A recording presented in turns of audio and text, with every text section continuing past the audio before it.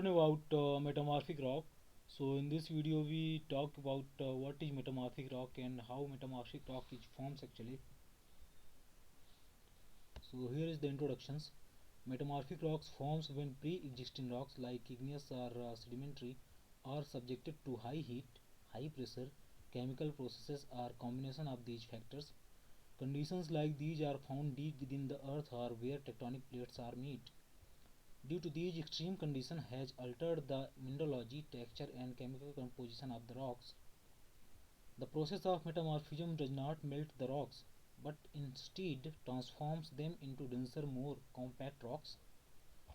New minerals are created either by rearrangement of mineral components or by reaction with fluids that enter the rocks. So here is actually two basic types of metamorphic rocks, that is foliated and non-foliated. So foliated metamorphic rocks have a layered or banded appearance that is produced by exposure to heat and directed pressure.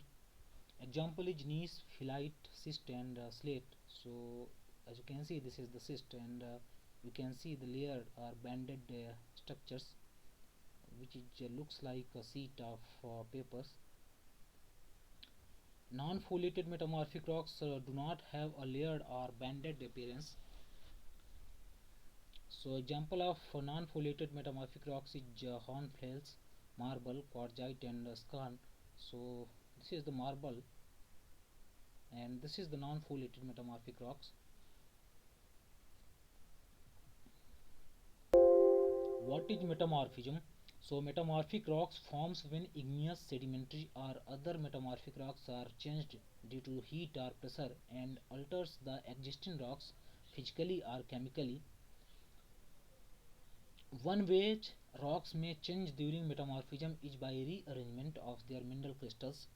When heat and pressure change the environment of a rock, the crystals may respond by rearranging their structures. They will form new minerals that are more stable in the new environment. This entire process is known as metamorphism. Hornfels, with its alternating bands of dark and light crystals, is a good example of how minerals rearrange themselves during metamorphism. Generally, temperatures and pressures higher than 200 degrees Celsius and 300 MPa employed in the process of metamorphism.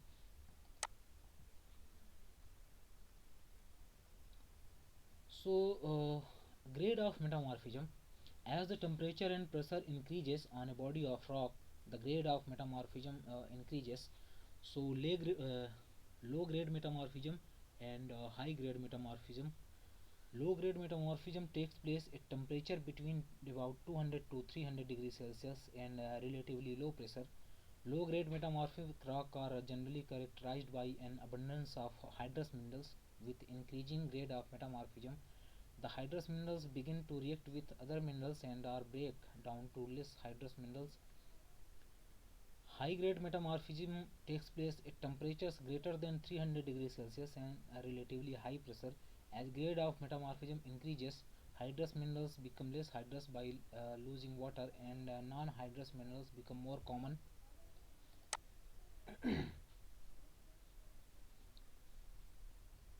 So see here, this is the graph of pressure and temperature implied in the metamorphism. So see here, this is the 200 degree, 400 degree, 600 degree and 800 degrees Celsius, 1000 degrees Celsius of temperature, and here is the increasing temperature is pressure is actually 200 MPa, 400, 600, 800 and 1000.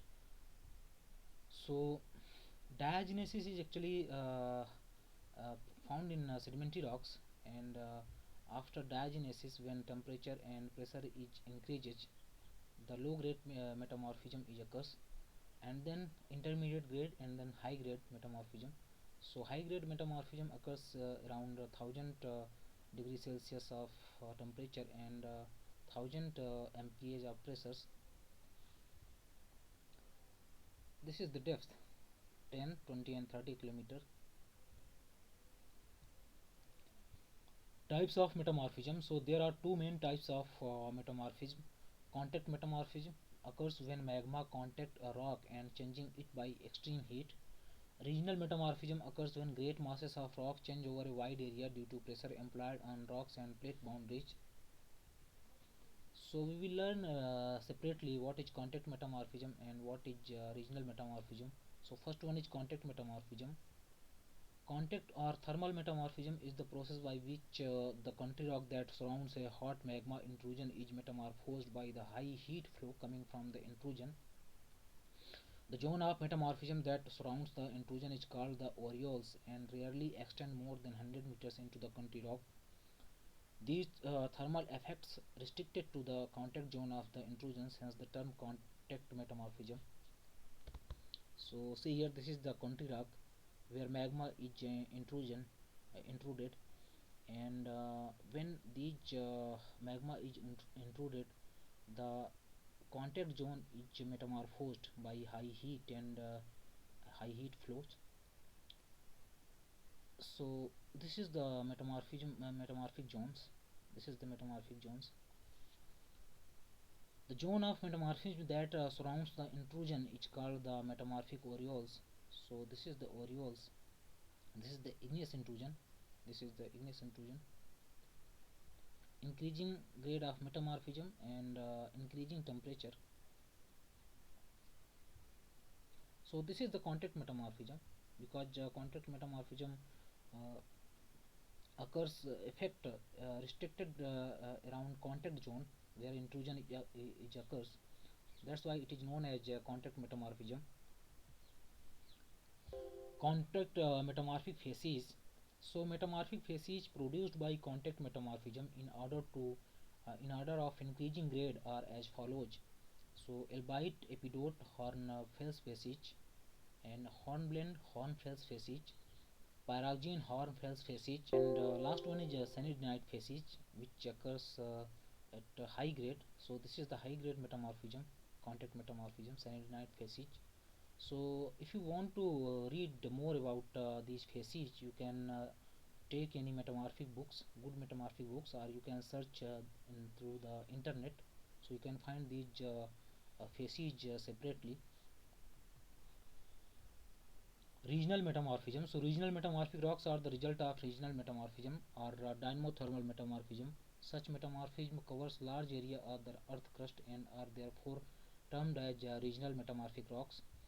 The arise by the regional metamorphism arise by the combined action of heat, burial pressure, differential stress, strain, and fluids on pre-existing rocks.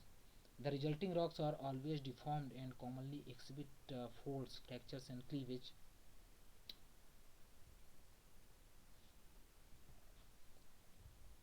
See here, this is the increasing temperature and this is the increasing pressure. So this is the regional metamorphism, which has occurs in the large scale. So this is the shale, which is sedimentary rock, and when the shale is metamorphosed, that becomes slates. Slate becomes schist and gneiss. So this is the low grade metamorphism and this is the high grade metamorphism. So you can say that this is the increasing metamorphic grade. Regional metamorphic phases. So in general, proceeding from low grade, low pressure and temperature to high grade, high pressure and temperature, the following phases are recognized in regional metamorphic phases. First one is geolite, which is occurs at low temperature and low pressure. Then prehnite pimpelite phase, which occurs at low temperature and low medium pressures. Then green cyst, blue cyst, amphibolite, and granulite. So granulite is occurs at high temperature and high pressure conditions. So you can read these also in any good metamorphic books or to the internet. These phases. Other type of metamorphism. So other type of metamorphism includes hydrothermal metamorphism. So rocks that are altered at high temperatures and moderate pressure by hydrothermal fluids are hydrothermally metamorphosed. Common in basaltic rocks that generally lack hydrous minerals. The hydrothermal metamorphism results in alteration to such magnesium iron rich hydrous minerals as talc, chlorite, serpentine, actinolite, tremolite, zeolite, and clay minerals. Rich ore deposits are often formed as a result of hydrothermal metamorphism. So see here, this is the intrusion of hydrothermal magma. When this magma reaches to the surface, the hot water rises and react with the rocks, country rocks, and again these fissures is filled by cold waters, or cold water sinks into the fissures, and that reach to the crust, and water again heats up and again reach to the surface. So this process is actually known as hydrothermal process. Dynamic metamorphism. In this metamorphism, rocks are restricted to narrow zone adjacent to the faults are thrust. The high shear stress associated with faults and thrust crush the adjacent rocks. The rise in the temperature is produced by frictional heat generated within the fault zone. Dynamic metamorphism involves high shear stress, high pressure, high strain, high flux, partial pressure, and variable temperature. In many instances, water plays a fundamental role. Crust rocks in the fault zones are known as fault breccia, which consist of angular fragments of the country rock in a matrix of crust or powder rock cemented by quartz and calcite. See here, this is the dynamic metamorphism, which is where faults are occurs, and when faults occurs, the or thrust is occurs, the surrounding rocks is crushed by shearing process or shearing pressures. So see here, this is the angular fragments of Brachia, that is known as fault Brachia. This is the fault zone, as you can see. So this is the dynamic metamorphism. Cataclastic metamorphism. Cataclastic metamorphism occurs as a result of mechanical deformations, like when two bodies of rock slides past one another along a fault zone. Heat is generated by the frictions of sliding along such a shear zone, and the rocks tend to be mechanically deformed, being crushed and pulverized due to the shearing. Cataclastic metamorphism is not very common and is restricted to a narrow zone along which the shearing is occurs. Near about same conditions as like dynamic metamorphism, cataclastic metamorphism is occurs in shear zones. When two bodies of rocks crust to each other, the grain size is, as you can see, the grain size of cataclastic metamorphism. So this is the result of cataclastic metamorphism. Structures in metamorphic rocks. So there are 7 structures in metamorphic rocks: foliation, lineation, slaty cleavage, schistose structures, gneiss structures, granular structures, and macrolose structures. So we will learn separately these structures. So first one is foliation. Foliation is referred to repetitive layers in metamorphic rocks. Each layers may be as a sheet of papers or over a meter in thickness. Foliation is caused by shearing forces. Shearing forces means pressure pushing different sections of the rock in different directions, or differential pressure, which is implied at one direction. So the example is phyllite. As you can see, this is the phyllite, and you can see the individual layering of rocks, which is look like a sheet of papers. This is due to the shearing forces, which is implied from all directions. Lineation. The word lineation is used to describe any linear structures that occurs repetitively in a sample of rock. See here, these are the lineations. This is the hornblende schist, where hornblende is arranged in linear structures into the schist rocks. This is the graph of lineation. So as you can see, this is the lineations, directions of lineations, and this is the S0 plane, and this is the S1 plane.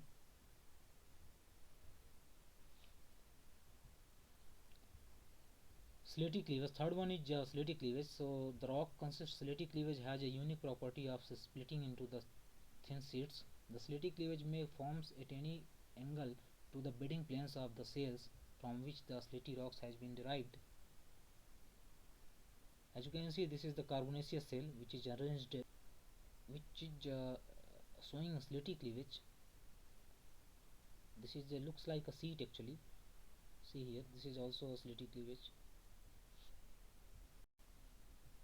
Fourth one is cystosed structure. So it is formed by the parallel arrangement of flat, tabular, elongated or flaky minerals such as muscovite, biotite, chlorite, talc, hornblende. Rock having cystosed structures has a tendency to split readily into flakes, leaves or thin slabs. See here, this is the talc cyst and this is muscovite cyst. See the flakes of cystosed structures. These are the thin slabs of rocks or minerals. Niçoise structures. So a rock possessing niçoise structures showing alternate bands of light and dark color minerals. The light colored bands are due to the quartz and feldspar, while the dark colored bands are due to the presence of ferromagnesian minerals. See the alternate bands of dark and light color minerals. This is the gneiss rock. Granulose structures, even grained structures, is produced due to the predominance of equigranular minerals such as quartz or feldspar, pyroxene and calcite. The flaky minerals are absent or present only in a small amount on breaking granulose rocks, producing a rough fracture surface. So see here, this is the even grained arrangement of grains. So this is the granulose structures, which is actually showing equigranular textures or minerals. Maculose structure. So maculose structures is characterized by a spotted appearance of the rocks that may be caused due to the formation of large-sized crystals called porphyroblasts within an earth, otherwise fine-grained rocks as a result of thermal metamorphism of argillaceous rocks like shale. See here, this is the spotted appearance of porphyroblast in fine-grained matrix. So this is the maculose structures.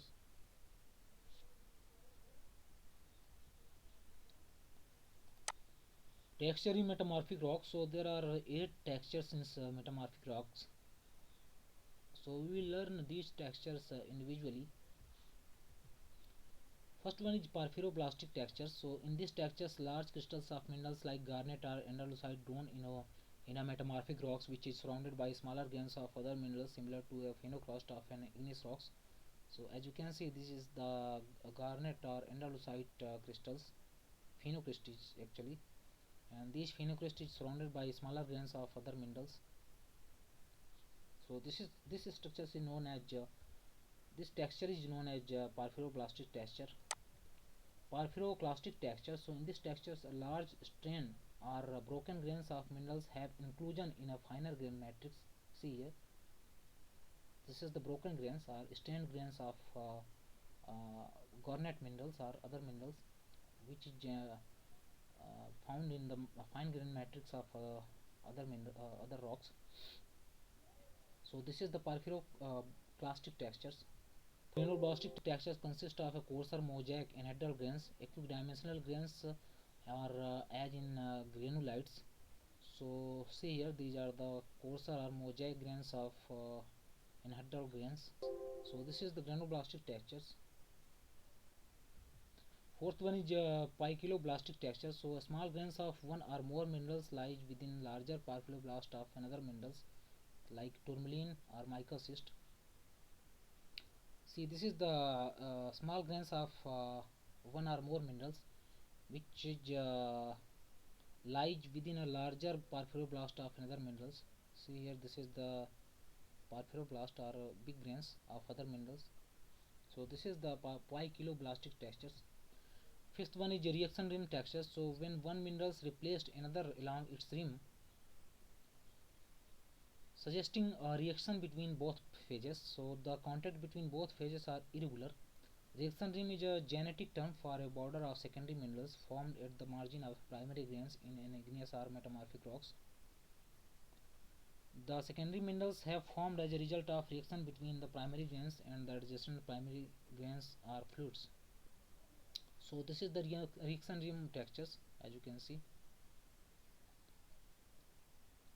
So this mineral is replaced by another minerals. These are the another minerals, as you can see here.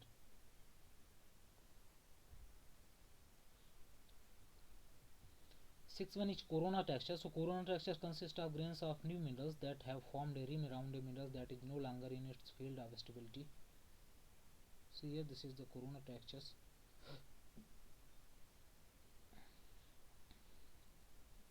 that is form rim around the these minerals. See here. Seventh is idioblastic texture. So an euhedral pyroblast bounded by its own well-developed crystal faces that is known as idioblastic textures. This is the endocyte and see the well-developed euhedral forms of these minerals which is bounded by its own well-developed crystals. See here these are the crystals. Eighth is again texture. So porphyroclasts of feldspar having the shape of an eye in the cross section in a finer grain gneissic matrix that is known as again textures. See I said porphyroclasts of feldspar. This is the feldspar which is in eye shape in finer grain matrix. So this is the again textures. Facts on metamorphic rocks. So granite is an igneous rock that forms when magma cools relatively slowly deep within the earth. It is usually composed primarily of minerals, quartz, feldspar, and mica. When granite is subjected to intense high and pressure, it changes into the metamorphic rocks called gneiss. Likewise, slate is another common metamorphic rock that forms from shale. Limestone, a sedimentary rock, will change into the metamorphic rock called marble. Although metamorphic rocks typically forms deep in the planet's crust, they are often exposed on the surface of the earth. This happens due to the geologic upliftment and the erosion of the rocks and soil above them. At the surface, metamorphic rocks will be exposed to weathering processes and may break down into sediments. These sediments could then be compressed to form sedimentary rocks, which could start the entire rock cycles. See here some specimens of the metamorphic rocks. So this is the phyllite. See the foliation of minerals in the phyllite. Then this is the schist, the garnet schist. So this is the garnet grains in the schist rock. This is the garnet gneiss. So and this is the granulite.